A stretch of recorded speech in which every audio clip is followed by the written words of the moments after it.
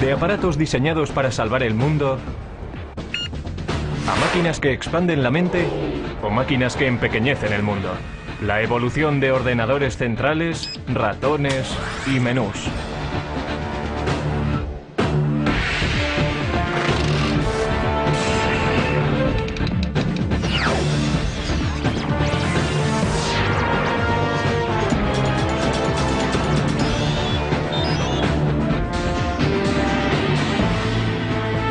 El ordenador ha revolucionado la manera en la que trabajamos, jugamos, viajamos y nos comunicamos. Afecta cada parte de nuestras vidas. Ya ha conseguido ayudar a ganar guerras, resolver problemas aparentemente irresolubles y nos ha lanzado al espacio. La era de los ordenadores no ha hecho más que empezar. Estamos todavía en la edad de piedra. A medida en que vayamos avanzando en el siglo, no habrá una distinción clara entre la inteligencia humana y la inteligencia de la máquina.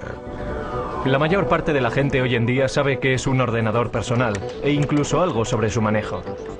En esencia existen dispositivos de entrada, como un ratón o un teclado, el cerebro de la máquina, es decir, la CPU o unidad central de procesamiento, y dispositivos de salida como el monitor o la impresora.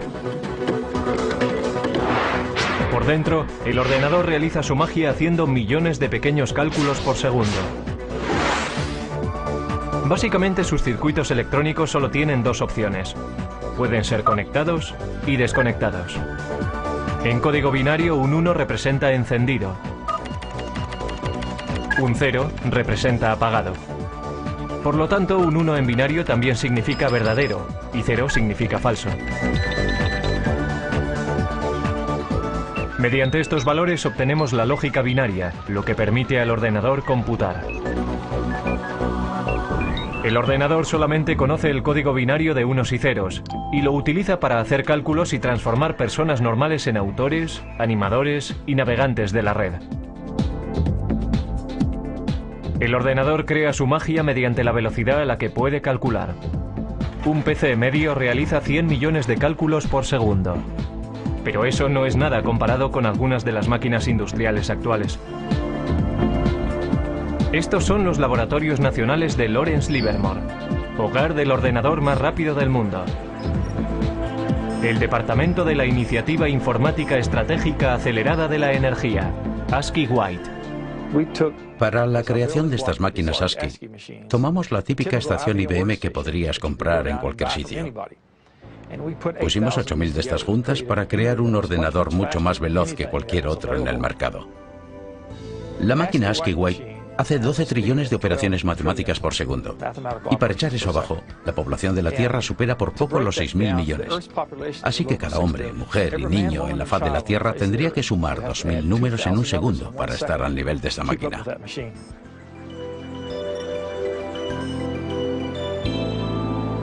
Como si fuera el guardián del silicio, el ASCII White está dedicado al servicio del país.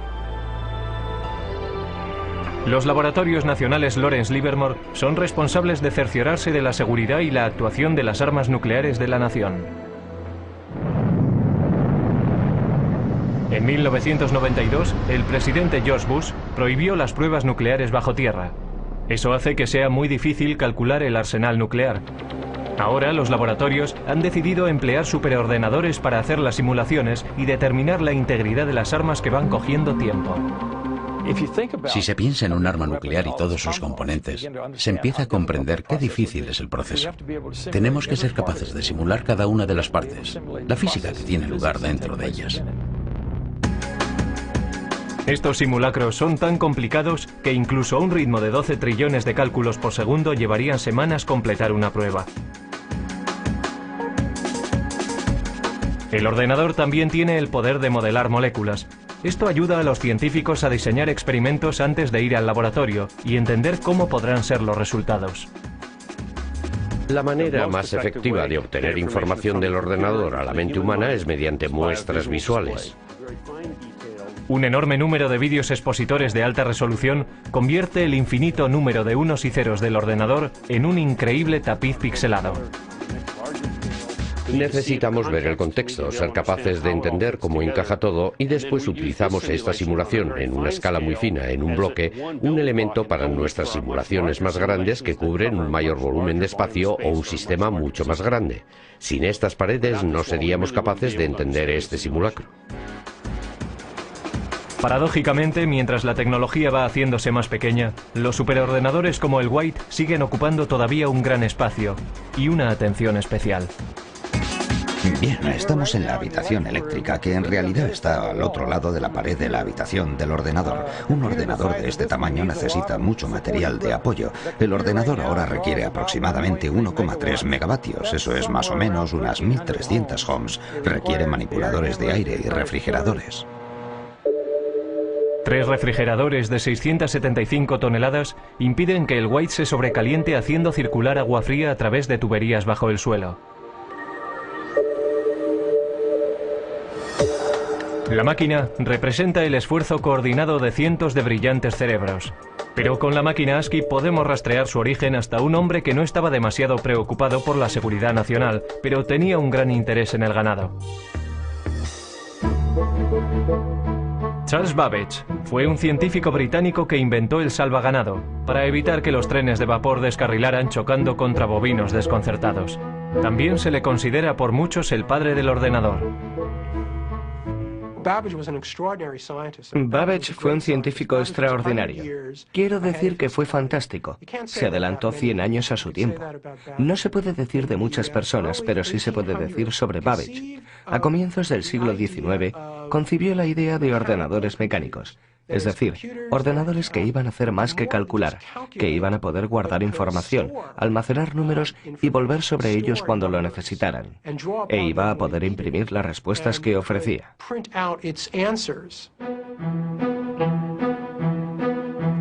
Como científico, Babbage confiaba plenamente en la precisión de tablas matemáticas, logaritmos y tablas de gravedad. Computar esos cuadros es lo que la gente conoce por ordenadores. Desafortunadamente, estos ordenadores cometían errores con frecuencia, enfureciendo así a su inventor. Errar es humano, pero para Babbage, ser humano no era suficiente. Primero previó un complejo sistema de engranajes y ejes que trabajaban juntos para hacer cálculos. Después de 10 años de trabajo, sin embargo, tiró el proyecto a la basura. Solo lo completó parcialmente para diseñar un aparato incluso más sofisticado. Una máquina que poseyera los componentes básicos de los ordenadores modernos. Las tarjetas perforadoras le proveían las entradas. Un mecanismo llamado el molino hacía los cálculos y el almacén guardaba los nombres como memoria. Lo llamó el motor analítico. El motor analítico hacía cálculos mecánicamente.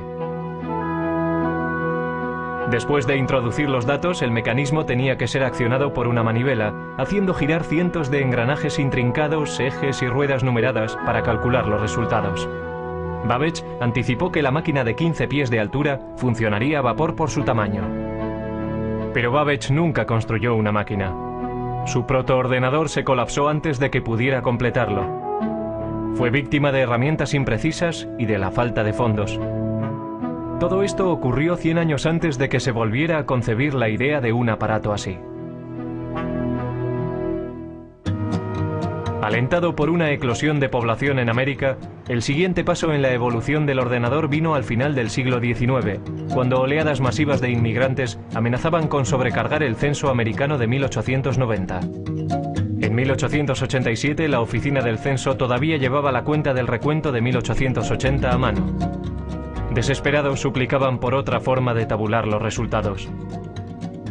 Entonces fue cuando un anterior inspector del MIT llamado Hermann Hollerith introdujo una serie de máquinas que harían que el recuento del censo fuera tan fácil como contar 1, 2 y 3. Cada persona estaba representada por una tarjeta. Los individuos tenían que perforar las cajas relacionadas con su edad, sexo, raza y profesión. Los trabajadores del censo entonces introducían las tarjetas perforadas en las máquinas. La tabulación se hacía con electricidad. Al utilizar clavijas eléctricas, los resultados se registraban en una serie de diales, como si fueran relojes. Otras máquinas separaban las tarjetas. Las máquinas de Hollerith aceleraban de forma vertiginosa el procesamiento de la información. En solo 6 semanas se había hecho el recuento del censo de 1890 de 62.622.250 habitantes. Entonces Hollerith continuó comercializando ese invento. Se dio cuenta de que el censo era un gran cliente, pero seamos realistas, si solo recibes un pedido una vez cada 10 años. Entonces salió y consiguió hacer negocio entre los ferrocarriles, por ejemplo, y formó una compañía que finalmente se convirtió en la base para la IBM. La invención de Hollerith fue un hito en el camino de lo mecánico a lo digital. Pero todavía faltarían 50 años y el poder destructivo de una guerra mundial para que arrancara el primer ordenador verdadero. Antes de los años 30, los aparatos mecánicos computacionales se utilizaban para seguirle la pista a la población, pasajeros de tren y archivos de seguros de vida. Pero los primeros ordenadores digitales electrónicos se construyeron con un objetivo mucho más persuasivo en la mente: ayudar a ganar una guerra mundial. Una de las máquinas más tempranas se propuso por los británicos para romper el código alemán, conocido por Enigma. Con ello empezaron a creer que se podía ganar la guerra. Una de las personas que trabajó para romper el código Enigma fue Alan Turing. Su trabajo antes de la guerra ayudó a establecer la base teórica para los ordenadores que se construyeron en los 40. En el norte de Londres, en unas instalaciones secretas en Bletchley Park, los británicos construyeron Colossus, un tipo de ordenador diseñado para romper el código Enigma. Colossus comparaba secuencias de letras a un ritmo de 25.000 caracteres por segundo. La máquina solo podía realizar la tarea de unir letras, pero lo hacía muy bien. Sus transmisiones descifradas alemanas se denominaron el ultrasecreto, el secreto mejor guardado de la guerra. Principalmente, el Colossus llevaba a cabo funciones logísticas de las letras de un alfabeto en una corriente de letras que venían de un mensaje de radio interceptado. No los descifraba, pero sí podía efectuar una serie de combinaciones que en gran medida se asemeja a lo que hace un ordenador. Mientras el Colossus rompía códigos alemanes, al otro lado del Atlántico los ingenieros trabajaban para construir otro aparato computacional, una máquina que influiría directamente en el diseño de todos los ordenadores futuros. América era un centro neurálgico productor de instrumentos de guerra, pero para 1943 había una escasez crítica de un componente sorprendente de la máquina de guerra: tablas de disparos para piezas de artillería. Estas tablas permitían a los artilleros apuntar sus armas correctamente en gamas diferentes, altitudes, temperaturas y condiciones del viento. Los ordenadores humanos trabajaron frenéticamente para producir cálculos mecánicos para crear esas tablas, pero lo pasaron mal intentando estar a la altura. Durante la Segunda Guerra Mundial se producían muchas armas. Había que calcular muchas tablas de disparo. Era realmente un gran trabajo y estaba ralentizando la entrega de armas al frente. Para solucionar el problema, John Mauchly, un físico de la Universidad de Pensilvania, se propuso construir un ordenador gigante electrónico que podía calcular tablas de números en minutos, no horas. El ejército, desesperado por un aparato que les ayudara a ganar la guerra, de mala gana se centró en el coste propuesto de $500,000. Mauchly y un brillante estudiante de ingeniería eléctrica, Presper Eckert, empezaron a construir ENIAC, el integrador numérico, electrónico y ordenador. Mucho más grande que el Colossus, nunca se había concebido nada parecido a ENIAC. Casi con 100 pies de largo y 30 toneladas, contenía 70.000 resistencias, 10.000 condensadores, 6.000 interruptores y 18.000 tubos de vacío delicados.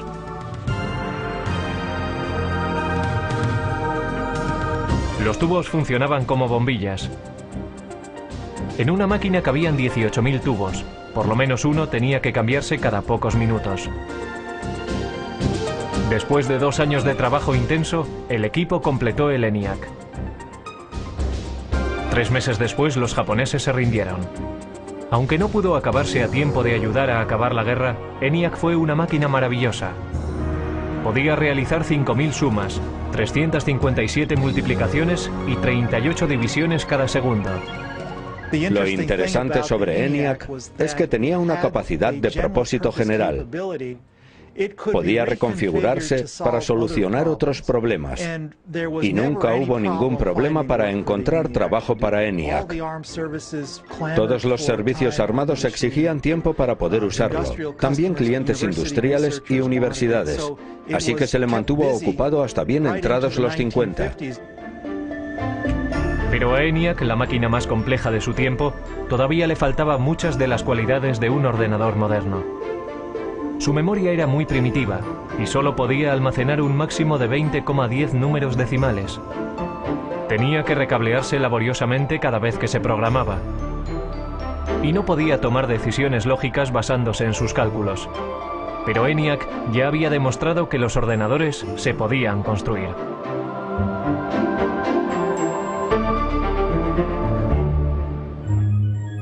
Justo antes del final de la Segunda Guerra Mundial, John von Neumann, un consejero de Ecker y Mockley en el proyecto ENIAC, escribió un ensayo que iba a influir de forma definitiva en el siguiente paso del diseño de ordenadores. Von Neumann poseía una memoria fotográfica y era uno de los científicos principales enrolados en el proyecto Manhattan. El artículo de von Neumann delineaba la estructura de un ordenador moderno. El diseño comprendía una unidad de procesamiento y una unidad de control, memoria, entrada y salida. Pero lo más importante en la evolución de los ordenadores tendría su capacidad de programación internamente en su memoria. Internamente contenía programas para darle al ordenador su potencia y versatilidad, porque un programa interno puede modificar lo que hace, basándose en los datos o los resultados de las computaciones. El trabajo de von Neumann proponía una máquina que realmente poseyera una capacidad general de propósito. En su trabajo describió los atributos del ordenador, cómo tenía que organizarse de forma lógica. Esto es, necesitaba tener un procesador central donde los cálculos se pudieran llevar a cabo. Necesitaba una memoria donde los datos de programación pudieran ser almacenados. Y necesitaba tener una unidad de salida y una unidad de entrada de algún tipo. Trazó el plan lógico, el mapa para un ordenador, y señaló la dirección que había que tomar para el futuro. La idea para almacenar programas internamente era la última llave para desarrollar el verdadero ordenador con un propósito general. Pero si fue o no la idea de von Neumann es algo que se ha debatido con vehemencia recientemente. Ecker y Mockley, que habían trabajado con von Neumann, dijeron que habían formulado programas internos como parte rutinaria de su trabajo al construir ENIAC.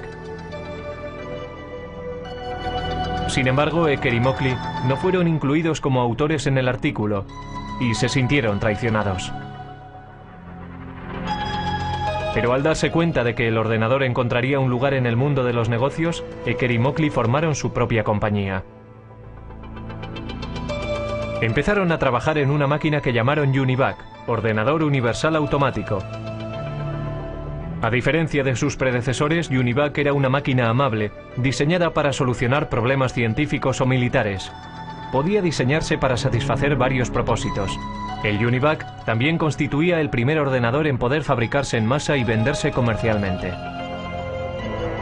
La máquina podía ser programada para toda una serie de tareas de procesamiento de datos como nóminas, inventarios y facturación. Unidades de cinta compactas y magnéticas almacenaban datos y los resultados se imprimían automáticamente. Todavía muy poca gente entendía qué grado de utilidad tendría un ordenador.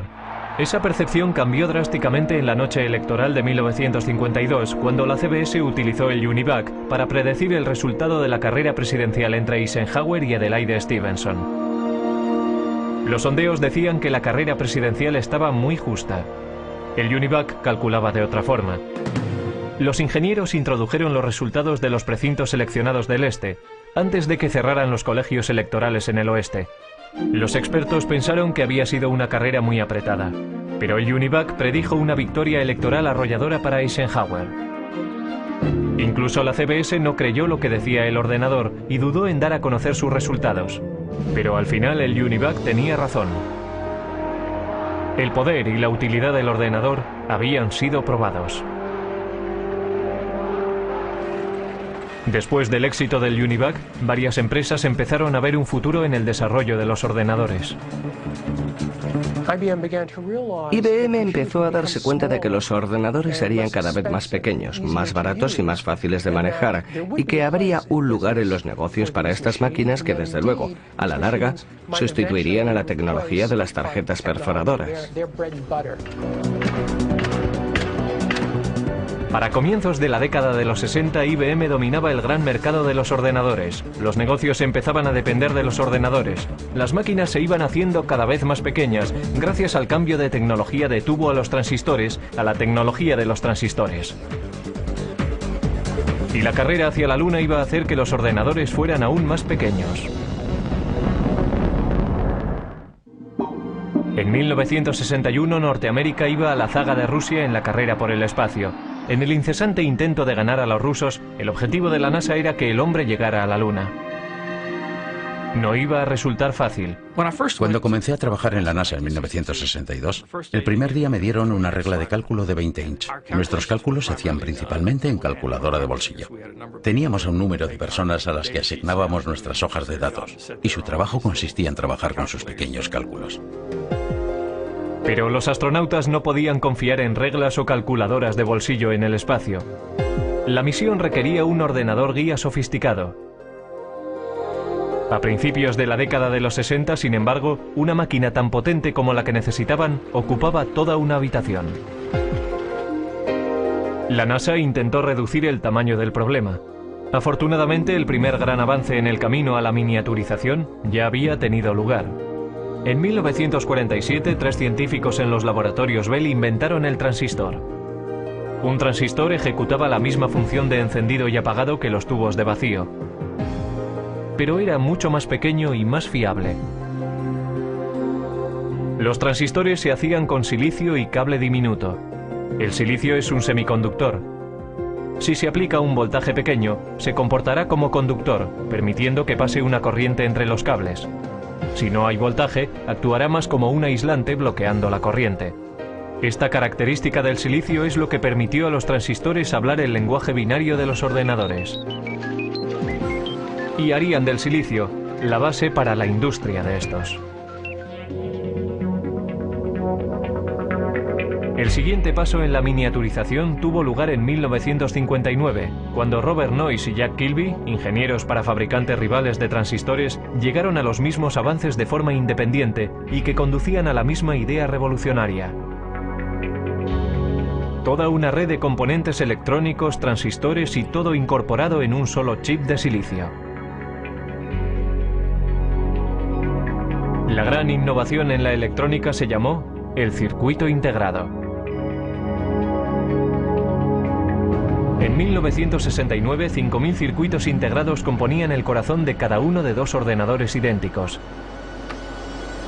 Uno en la órbita lunar y el otro en la Tierra. Para su tamaño, estos eran los ordenadores más potentes de la Tierra.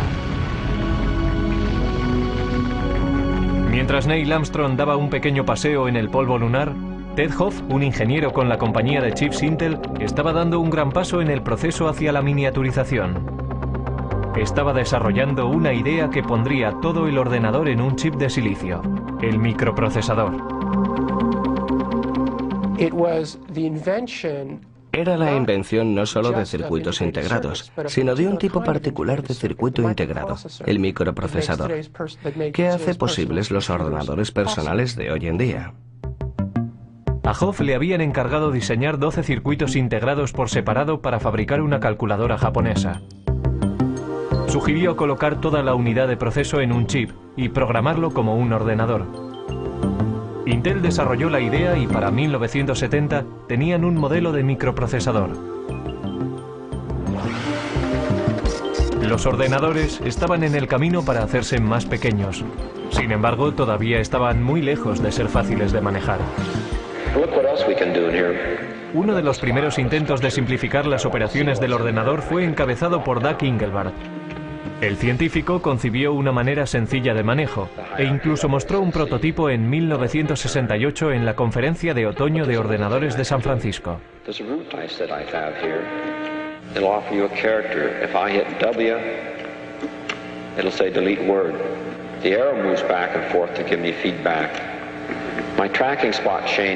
Soldando un teclado y un aparato para señalar que llamó ratón, Engelbart trabajaba con un ordenador a 30 millas de distancia, unido por microondas, y demostró que se podía procesar palabras en un hipertexto.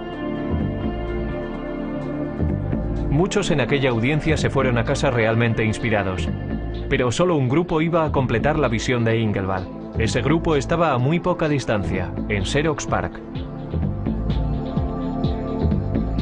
Xerox creyó que el futuro podía estar en los ordenadores y comenzó a construir una máquina de fácil manejo. En 1973, Xerox introdujo el Alto, que incorporaba muchas de las innovaciones en ordenadores personales que hoy en día damos por supuestas. El Alto tenía un ratón, una interfaz gráfica, estaba construido de forma interconectada e imprimía en una impresora láser. Debería haber revolucionado la industria, pero a $18.000 cada máquina. El Alto no estaba diseñado para particulares. Los ordenadores todavía eran máquinas élite, propiedad del gobierno o de grandes empresas y universidades. En el pasado, los grandes ordenadores centrales procesaban nóminas, guardaban el rastro de archivos, seguían la pista y hacían cálculos científicos.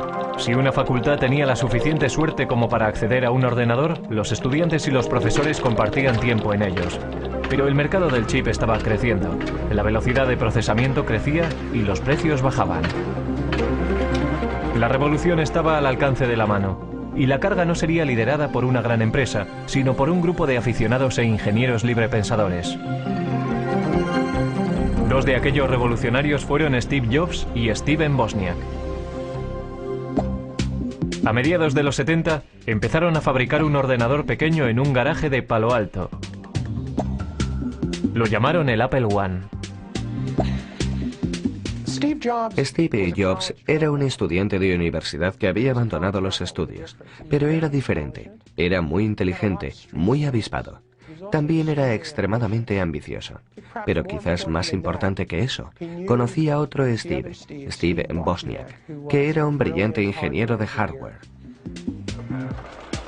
Al ir abaratándose los chips, algunos nada caros, empezaron a aparecer kits de ordenadores de automontaje. Uno de estos primeros kits apareció en la cubierta de Popular Electronics en 1975. Se llamaba el Altair. El Altair se planteó como el primer kit de mini ordenador para rivalizar con modelos comerciales. Muchas personas se interesaron en él a $400 cada kit. Estos primeros ordenadores, anteriores a los primeros Apple, eran en realidad para técnicos e ingenieros informáticos que tenían conocimiento de cómo conectar cables y conectar otros dispositivos y hacerlos trabajar. Así que pensé, compraré unos cuantos chips, un microprocesador y diseñaré mi propio ordenador. No fue que quisiera burlarme del mundo, era solo que quería hacer de este ordenador algo más personal que los interruptores que tienen posiciones arriba y abajo para introducir extraños números binarios. Steve Jobs vendió su Volkswagen y Steven Wozniak vendió su calculadora HP para financiar su empresa. En 1977 introdujeron el Apple II, un ordenador atractivo, independiente y un teclado. Con la adición de un monitor y un drive para un disquete, el aspecto de un ordenador personal empezaba a cobrar forma. El Apple II se estandarizó con 4 kilobytes de memoria y a un precio base de $1.200. Era mucho más barato que las máquinas industriales anteriores. El Apple II ayudó a convertir al PC en un aparato de fácil manejo. El comprador no tenía que pasar tiempo soldando las partes meticulosamente. La persona podía inmediatamente empezar a programar el ordenador o comprar software desarrollado por florecientes compañías de software. Con la esperanza de quitarle una parte de la cuota de mercado, en 1981 IBM introdujo su versión de un aparato ordenador personal, conocido simplemente por PC. Las ventas continuaron creciendo a principios de los 80. Pero antes de que el ordenador personal inundara todo el planeta, la máquina todavía había de simplificarse para el usuario, algo que cualquiera pudiera manejar. Los primeros ordenadores Apple, igual que los tempranos ordenadores personales, no tenían interfaces gráficas, no tenían ratones. Tenían lo que se conoce como una interfaz con línea de comandos. Esto es, uno tecleaba las instrucciones en el ordenador y las instrucciones aparecían como texto en la pantalla. Inspirados por el trabajo llevado a cabo en Xerox PARC, Apple tomó muchas de las mejores características de los ordenadores de Palo Alto, como la interfaz gráfica y el ratón, los mejoró y fabricó una máquina al alcance del bolsillo. Apple introdujo el ordenador Macintosh en 1984.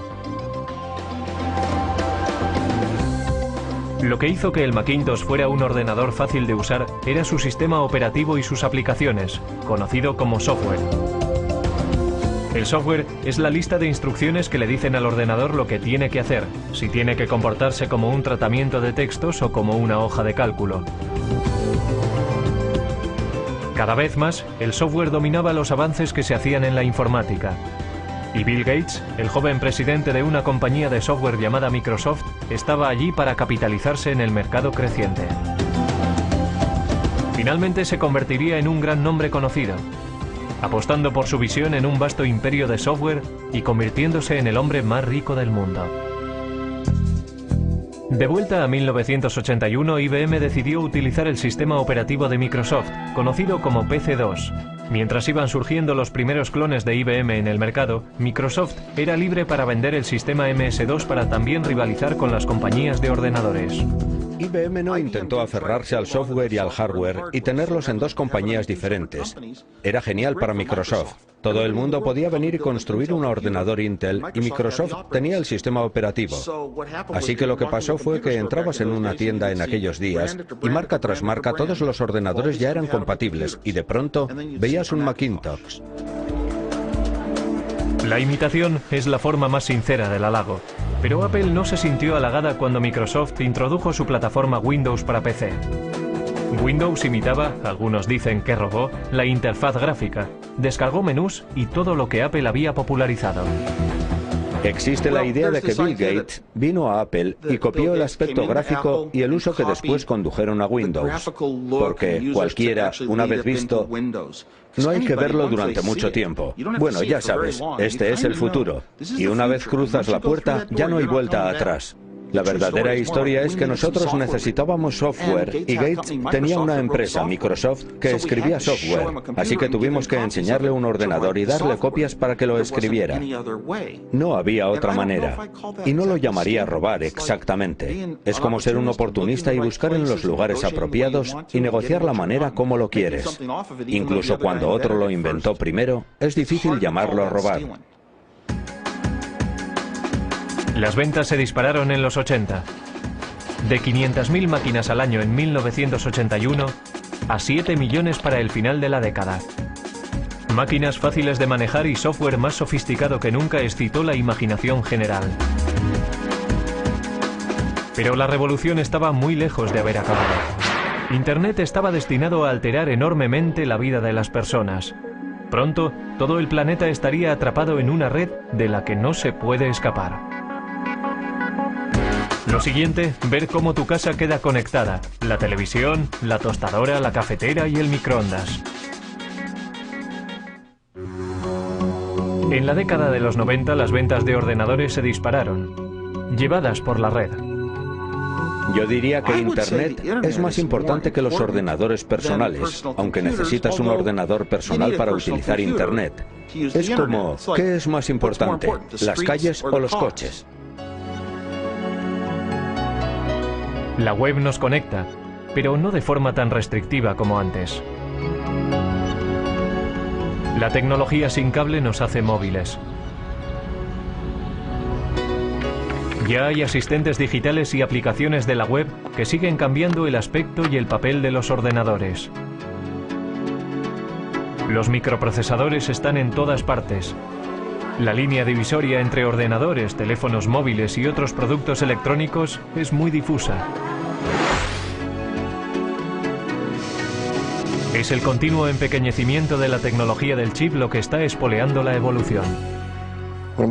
Lo que tengo aquí es una unidad de fabricación de tecnología de silicio. Y este ejemplo concreto es una lámina de microprocesador de Pentium 3. Eso es más o menos de 8 inches de diámetro. Y tiene capacidad para 200 microprocesadores Pentium 3.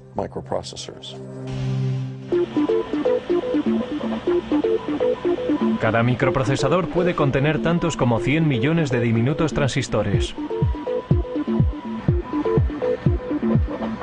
Los chips se fabrican mediante un proceso llamado fotolitografía. Los fabricantes de chips empiezan por ponerle a una lámina de silicio una capa de un material fotosensible. Los científicos entonces hacen una plantilla del diseño que quieren mediante el grabado en un metal fino con un rayo de electrón. Los rayos ultravioleta brillan a través de la plantilla y bajo el chip fotosensible, causando una reacción química y creando el sistema de circuitos. Un chip se fabrica colocando capa tras capa. Estos chips, que son básicamente microordenadores, están encontrando su lugar en aparatos inteligentes.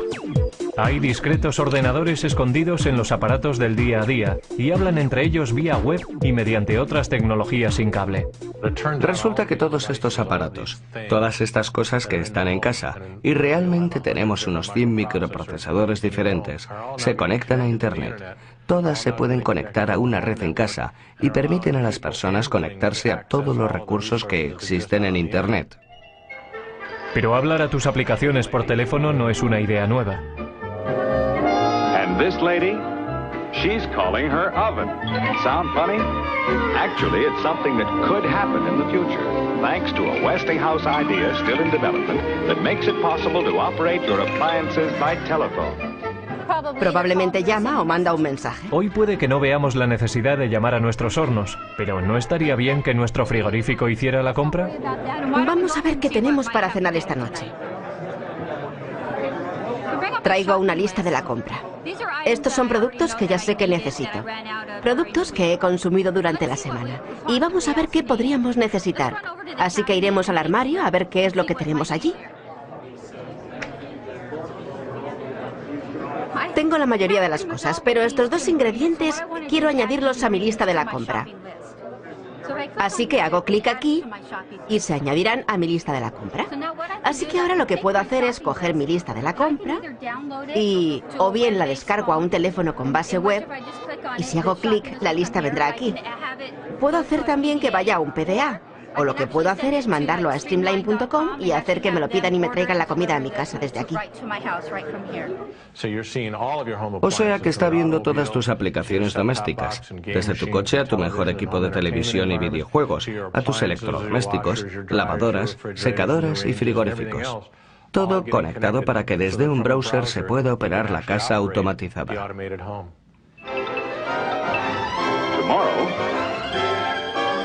Westinghouse telephone control may allow you to feed your pets, open or close your windows,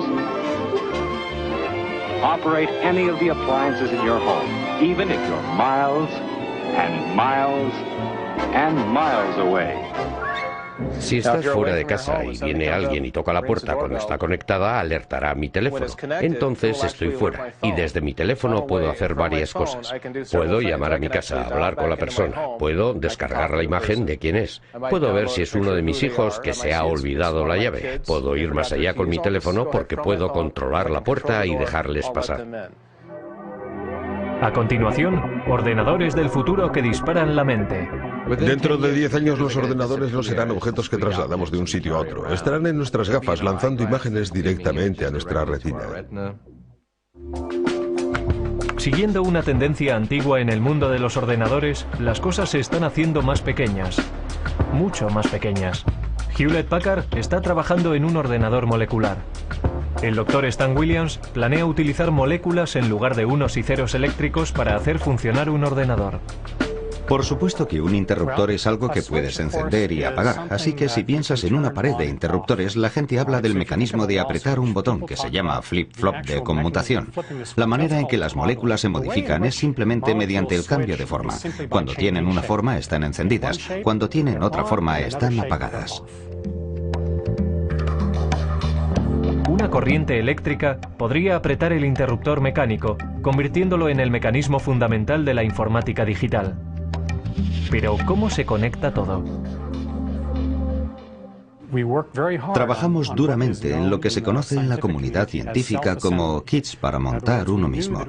En otras palabras, sabíamos que sería demasiado caro y muy difícil de construir cables diminutos del tamaño de moléculas usando las técnicas estándar de la litografía y el grabado.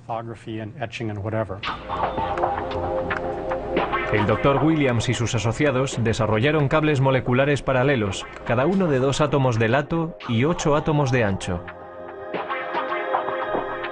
Resulta que no planificaron ni redactaron estos cables. No les dijimos dónde tenían que ir en ningún caso.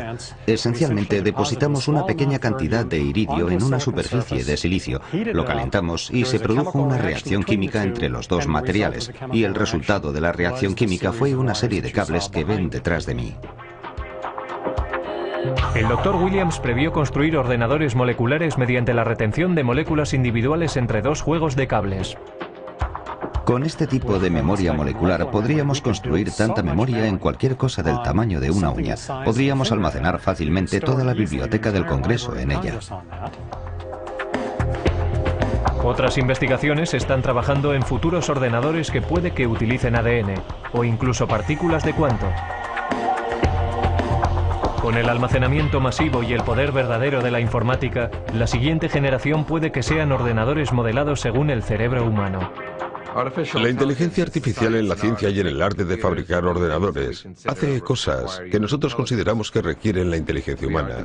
Estamos desarrollando sistemas que pueden ser parejos o incluso superar a la mente humana dentro de nuestros dominios. Si se trata de jugar al ajedrez, diagnosticar una enfermedad, guiar misiles crucero a través de terrenos, tenemos un sistema que puede operar al nivel humano dentro del marco de estas tareas definidas. Lo que no tenemos todavía es sistemas que puedan entender el lenguaje humano con la flexibilidad de los humanos. Eso llegará. Alan Turing fue un arquitecto informático temprano que trabajó para desmontar el código Enigma durante la Segunda Guerra Mundial. En 1950 previó un tiempo en el que los ordenadores podrían ser capaces de pensar. Cuando el superordenador Deep Blue de IBM ganó al campeón del mundo de ajedrez Garry Kasparov, algunos perdieron el respeto al juego. Pero otros reconocieron que esto era un signo de que las máquinas inteligentes llegarían.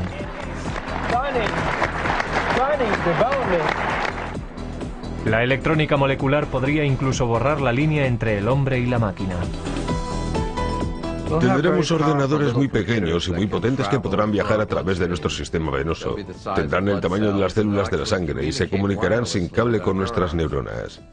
Así que seremos capaces de agrandar nuestra capacidad de pensar, velocidad de pensamiento, aumentar la memoria humana, incrementar nuestras habilidades cognitivas y modelos de reconocimiento mediante la combinatoria de nuestra inteligencia biológica con estas nuevas formas de inteligencia no biológica. Los ordenadores capaces de pensamiento cognitivo alegran a unos y atemorizan a otros. Lo veo como algo derivado de la inteligencia humana. En muchos casos serán copias de la inteligencia humana y encarnarán nuestros valores. Quizá por eso estamos preocupados, porque sabemos que la naturaleza humana en sí misma es dual. Tenemos una parte muy creativa y también una muy destructiva, y la tecnología está multiplicando eso. La tecnología es un arma de doble filo, capaz de producir tanta destrucción masiva como abundancia sin precedentes. Pero mirando al pasado, puede que la sociedad sepa cómo dirigir el ordenador del futuro.